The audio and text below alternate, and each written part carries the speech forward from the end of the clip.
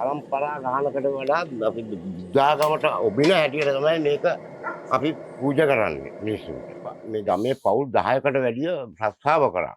දැන් ඒව හේරම විනාශ වෙලා ගිහලා මේ බඩු මුට්ටු දැන් එහෙන් ගණන් ගිහලා ඊට වඩා විශාල දෙයක් තමයි මේ අපිට එනපතේකට ඇවිල්ලා තියෙන්නේ මේ ඇල්මිනියම් පාත්‍ර තහනම් කරන්න ඕන. ඇල්මිනියම්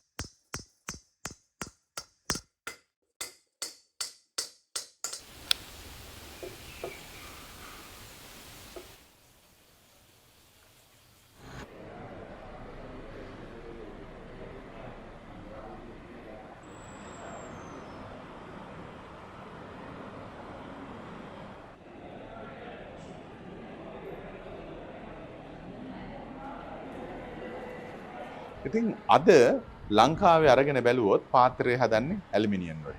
ඇලුමිනියම් කල කපලා නිකන් කඩේට ගිහිල්ලා පාත්‍රයක් අරගෙන බැලුවොත් ඒ පාත්‍රය කවදාවත් කාටවත් සතෙකුටවත් වළඳන්න කැම දෙන්න බෑ.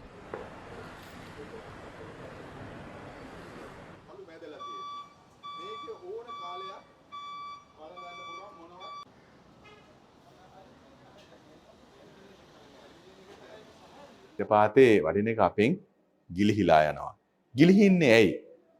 ගිලිහෙන ප්‍රධානම කාරණාව තමයි පාත්‍රයේ ප්‍රමිතිය දුර්වල වීම, බහල වීම.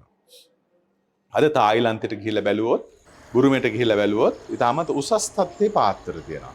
ඒකට ලුණු ඇඹුල් වැටුණා කියලා මුකුත් ප්‍රශ්නයක් එන්නේ නැහැ.